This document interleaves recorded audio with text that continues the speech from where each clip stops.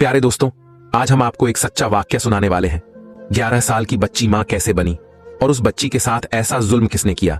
यह सच्चा वाक्य सुनकर आप भी दंग रह जाएंगे। यह सच्चा वाक्य सुनाने से पहले आपसे गुजारिश है कि वीडियो को आखिर तक देखें और छोटे बच्चे बच्चियों के मां बाप तो यह वाक्य जरूर सुने और शुरू से आखिर तक सुने। और इन सभी वालिदैन से गुजारिश है जिनके बच्चे स्कूल जाते हैं, चाहे स्कूल जाते हैं या यूनिवर्सिटी या कॉलेज, आप सभी पेरेंट्स इस पर गौर करें, क्योंकि ऐसी बातों को हमारी सोसाइटी में अक्सर छुपा दिया जाता है। प्यारे दोस्तों, यह वाक्य हमें ईरान के शहर तेहरान की एक डॉक्टर खातून ने बताया है।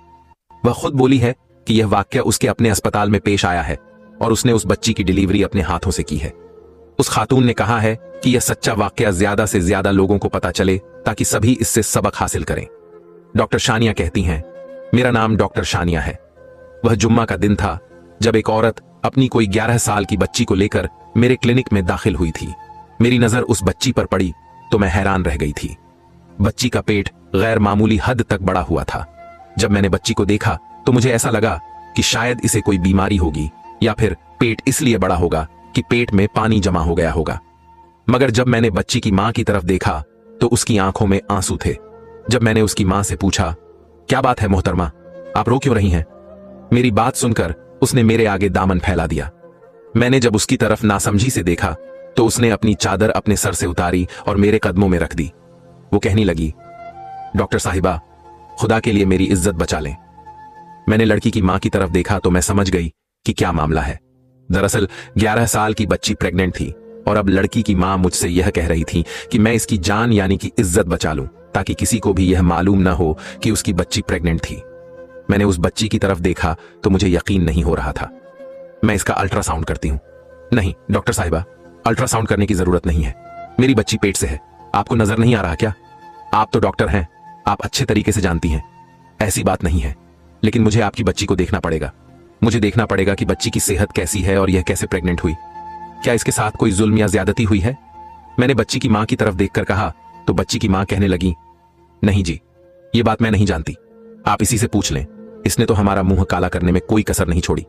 उस औरत ने नफरत से अपनी बेटी की तरफ देखते हुए कहा, फिर मेरे सामने हाथ जोड़कर बोली, अगर यह बात इसके बाप को पता चल गई तो वह इसे जिंदा गाड़ देगा।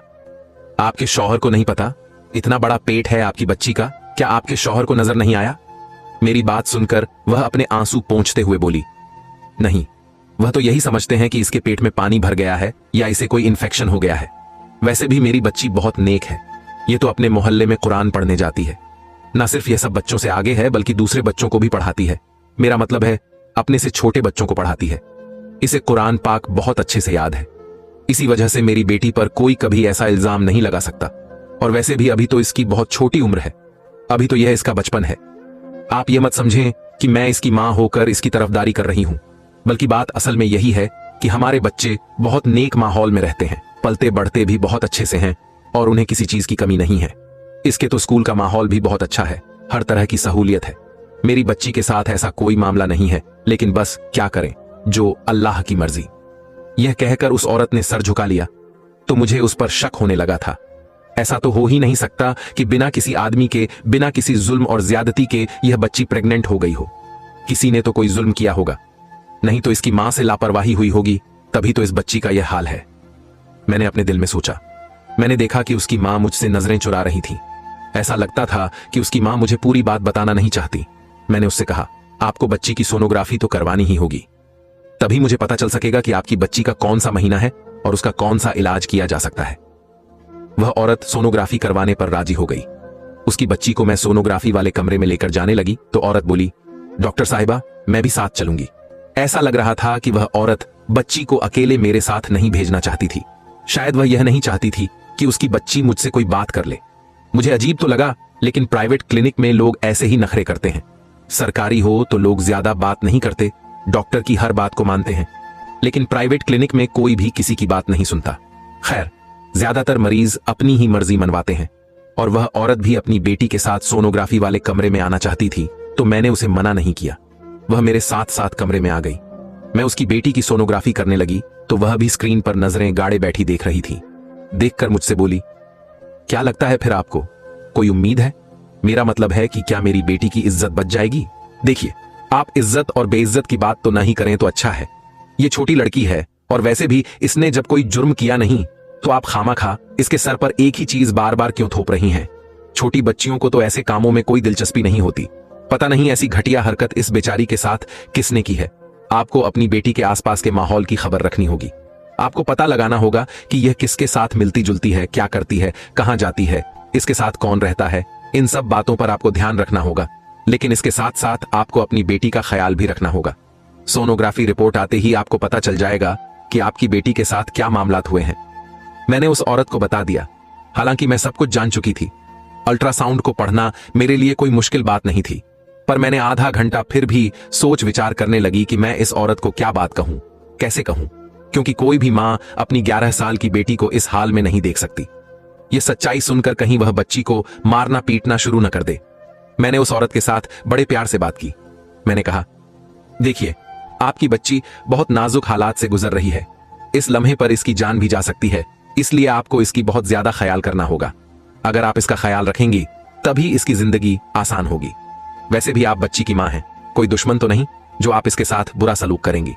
आपकी बच्ची प्रेग्नेंट है और इसे बच्चे को उठाए हुए 7 महीने गुजर चुके हैं। ऐसे में आपकी बच्ची को अगर मैं दवा दूंगी तो फिर हो सकता है कि इसके लिए जिंदगी भर मुश्किलात हो जाए। तो इस मौके पर हम इसके बच्चे को जाया नहीं कर सकते। आप ऐसा करें कि अपनी बच्ची को ले जाएं और इसका ख्याल रखें, बच्चा पैदा होने दें। गैर कानूनी काम करना भी नहीं चाहिए और वैसे इस पर किया भी नहीं जा सकता। एक तो इसकी उम्र बहुत कम है, दूसरा आपकी बच्ची की सूरत हाल बहुत नाजुक है। इसका ख्याल रखें, इसे घर ले जाएं। मैंने उस औरत को यह बात कहकर मुतमिन तो कर दिया था, मगर वह रोने लगी और बोली, डॉक्टर साहिबा, आप जो बात कह रही हैं वह बिल्कुल इम्पॉसिबल है। अगर मैं अपनी बच्ची को अपने घर ले भी जाती हूं तो बच्चा पैदा होने से पहले यह जिंदा जमीन में गाड़ दी जाएगी। आप मेरी जगह खुद को रखकर सोचें, बताएं, भला क्या आप ऐसे किसी बच्ची की मां होती और वह ऐसे प्रेग्नेंट हो जाती तो आपका शौहर आपको माफ करता?